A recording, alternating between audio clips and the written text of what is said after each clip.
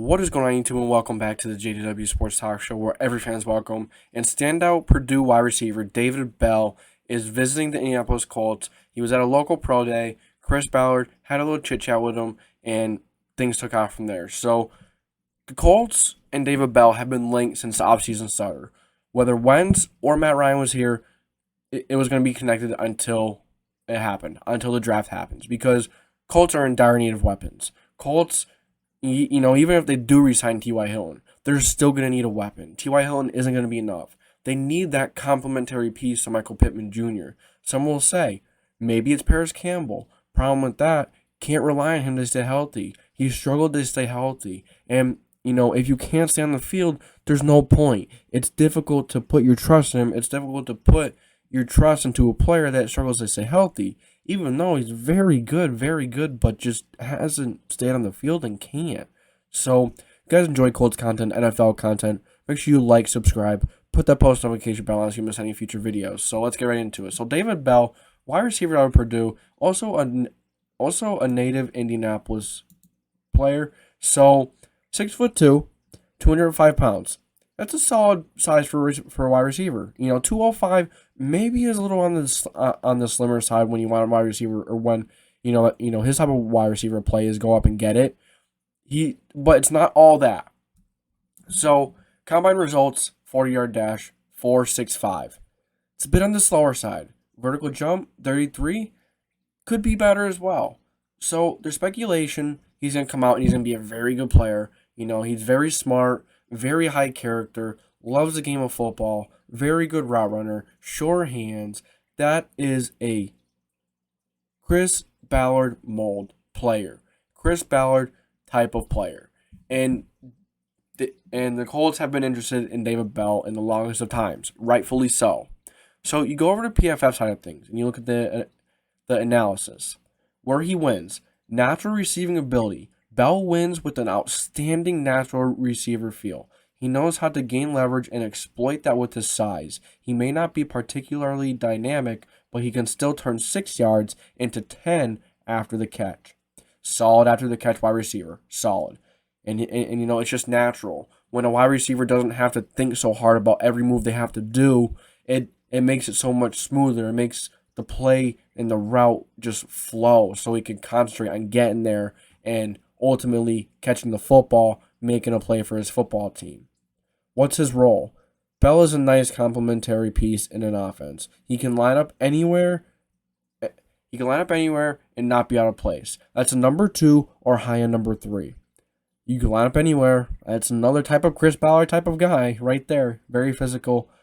What can he improve? Suddenness. I'm not sure there's much room for improvement in the areas Bell is lacking. His modest physical tools are what's keeping him from being higher on draft boards.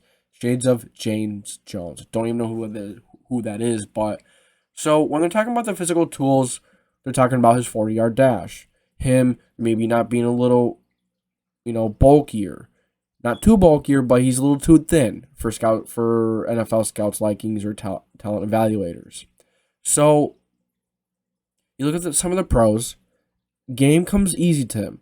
Processes and executes like it's second nature. As I said earlier, when it comes to him like nature, when it comes to, when it just comes to him, when it's natural, it's, the route flows, the game flows. It's much easier for him to concentrate on getting there, making a play for his football, making a big catch, ultimately making a big play for his football team. And the lower half, cornerbacks just bounce off him after the catch. So even though his upper end, he's not very big, he's not very thick. I mean, I guess you're supposed to say, he's a little thin for liking. He still has a strong base, which helps him shake off corners.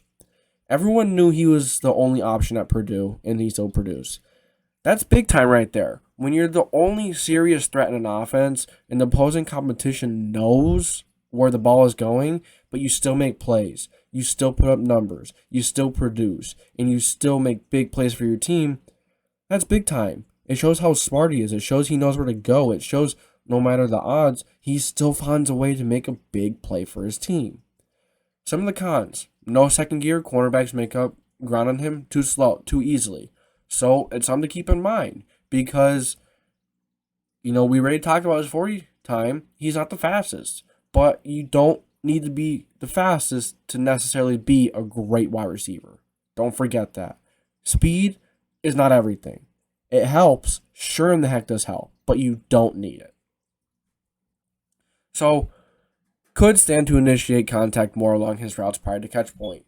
Means he's getting a little, it means he's physically getting beat a little bit prior to the catch point. Something he's got to work on his hands, work on being more physical. There are a lot of physical corners in the NFL, and there are a lot of cornerbacks that are not typically that physical.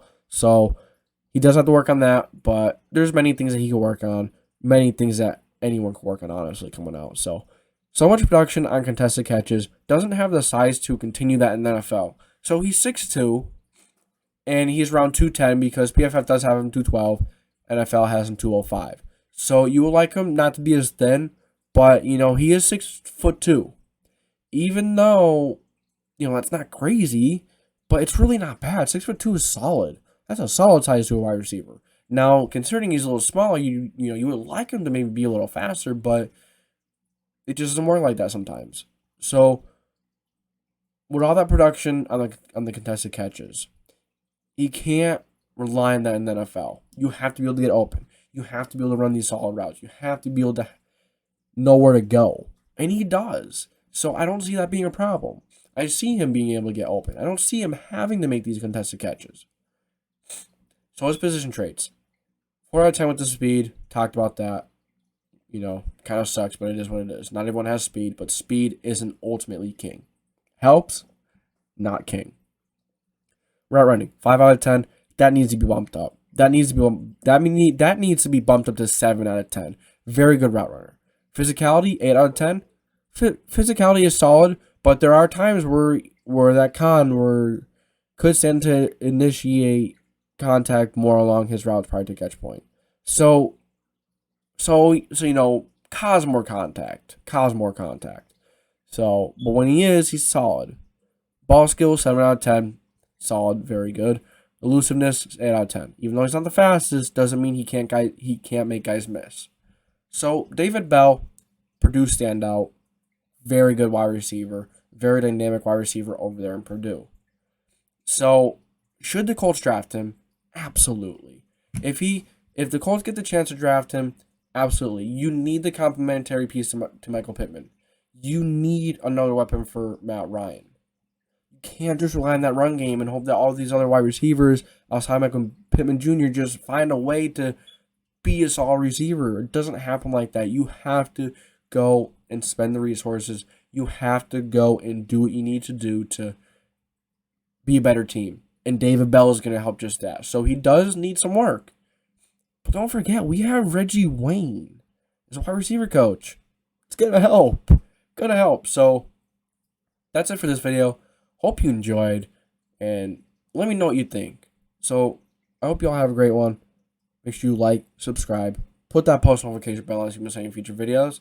I will catch you guys later. And this is JDW SportsTalkShow signing off.